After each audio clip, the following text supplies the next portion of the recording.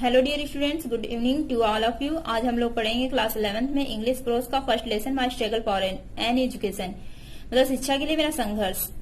तो शिक्षा के लिए संघर्ष ये लिखा हुआ है बुकर टी वाशिंगटन के द्वारा। इसमें वाशिंगटन अपनी शिक्षा में हुए स्ट्रगल के बारे में बताएंगे कि ये किस प्रकार से वर्जीनिया में स्थित Hampton Normal and Agricultural institute में जाते हैं। क्योंकि जब ये छोटे थे तो बहुत ही गरीब थे, जिससे इन्हें एक कोल माइन में, मतलब एक कोयले की खान में काम करना पड़ रहा था। इनके फादर भी नहीं थे, ये लोग दो भाई थे। इनकी माँ बीमार रहती थी, इसलिए एक कोयले की खान में काम करते थे। वहीं पर उन्होंने किसी से वर्जीनिया में स्थित Hampton Normal and Agricultural institute के बारे में सुना, तो इनकी ख्वाहिश हो जाती है कि मैं भी किसी तरीके से वहां पे जाऊं और वहीं पे शिक्षा लूं। और ये इस लेसन में इन्होंने उसी के बारे में बताया कि वो किस प्रकार से वहां जाते हैं, रास्ते के अपने सफर के बारे में बताते हैं और क्या क्या परेशानियां आती हैं, क्या क्या दिक्कतें आती हैं और किस प्रकार से इनका वहां पे एडमिशन लिया जाता है। वो सारी बातें हम इस लेसन के द्वारा जानेंगे। आइए देखते हैं क्या होता है।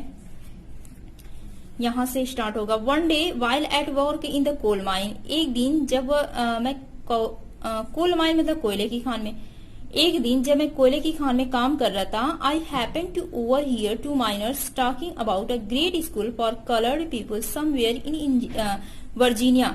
आई हैपन टू ओवर हियर, तो मैंने मतलब दूर से सुना, टू माइनर मतलब कोयले की खान में काम करने वाले दो मजदूरों को आपस में बात करते हुए सुना। अ ग्रेट स्कूल, एक महान स्कूल के बारे में, फॉर कलर्ड पीपल, जो कि कलर्ड पीपल मतलब हब्सी लोगों के लिए, काले लोगों के लिए। ये वर्जीनिया में, ये अमेरिका में रहते थे। वहां पे जो काले लोग होते हैं उन्हीं को कलर्ड पीपल कहा गया है, हब्सी जिन्हें कहते हैं।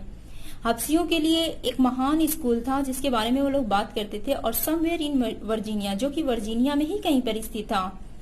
This was the first time that I had ever heard anything about any kind of school or college that was more pretentious than the little colored school in our town.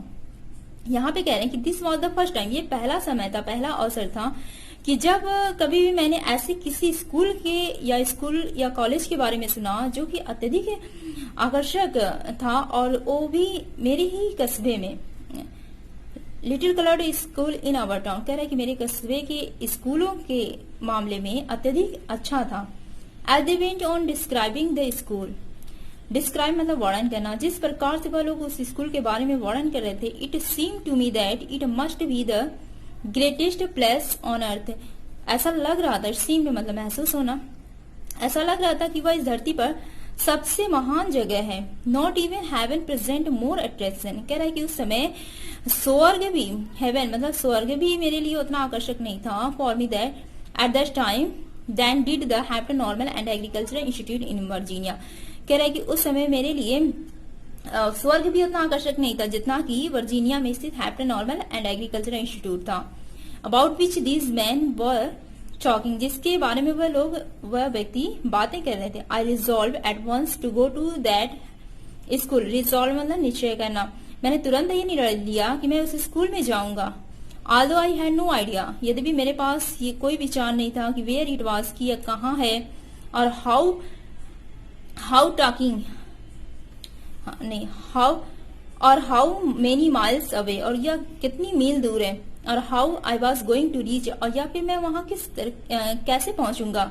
I was on fire constantly with one ambition and that was to go to Hampton, कह रहे मेरे मन में तीव्र ये इच्छा होने लगी कि मैं जल्द से जल्द हैम्पटन नॉर्मल इंस्टीट्यूट पहुंचूं। This thought was with me day and night, और कह रहे यही विचार मेरे मन में दिन रात आने लगे। इन द फॉल ऑफ 1872, कह रहा है कि 1872 ईस्वी में पतझड़ के मौसम में, I determined to make an effort to get there, कि मैंने वहां जाने का पूरा निश्चय कर लिया। माई मदर वॉज ट्रेबल्ड, मेरी माँ परेशान थी, with a grave fear that I was starting out on a wild goose chase, इस भयंकर डर से कि मैं एक वाइल्ड गोस चेज मतलब कि एक असंभव कार्य के लिए जा रहा हूँ।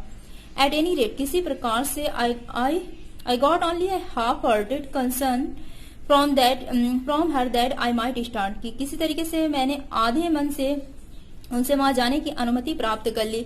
आई हैड वेरी लिटिल मनी, मेरे पास बहुत कम पैसे थे। With which to buy cloth and pay my travelling expenses, जिससे मैंने कुछ कपड़े खरीदे और कुछ यात्रा के खर्च के लिए।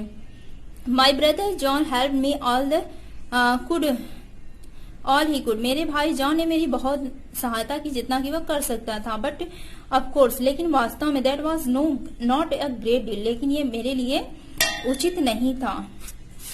उसके बाद क्या होता है, finally the great day came, अंत में वो महान दिन आया, and I started for Hampton, जब मैंने हैम्पटन जाना शुरू किया। I had only a small cheap satchel that contained the few articles of clothing I could get। कह रहे कि उस समय मेरे पास एक केवल छोटा सा चीप मतलब सस्ता सैचल मतलब झोला जिसे कहते हैं, कपड़े का थैला। मेरे पास एक सस्ता कपड़े का थैला था, that contained the few articles, जिसमें कुछ सामान थे, of clothing I could get, और कुछ कपड़े थे जिसे मैं ले सका था। My mother at that time was rather weak, मेरी माँ उस समय बहुत ज्यादा कमजोर थी, weak and broken in health, उनका स्वास्थ्य बहुत खराब था। I hardly expected to see her again, मैं मुश्किल से ये आशा कर पा रहा था कि मैं उनसे दोबारा मिलूंगा। And thus our parting was all the more sad, इस प्रकार से हमारी विदाई और अधिक दुखित हो गई। So she however was very brave through it all, लेकिन फिर भी उन्होंने बहुत ज्यादा हिम्मत दिखाई। तो आज के लिए इतना ही, मिलते हैं अगले वीडियो में, तब तक के लिए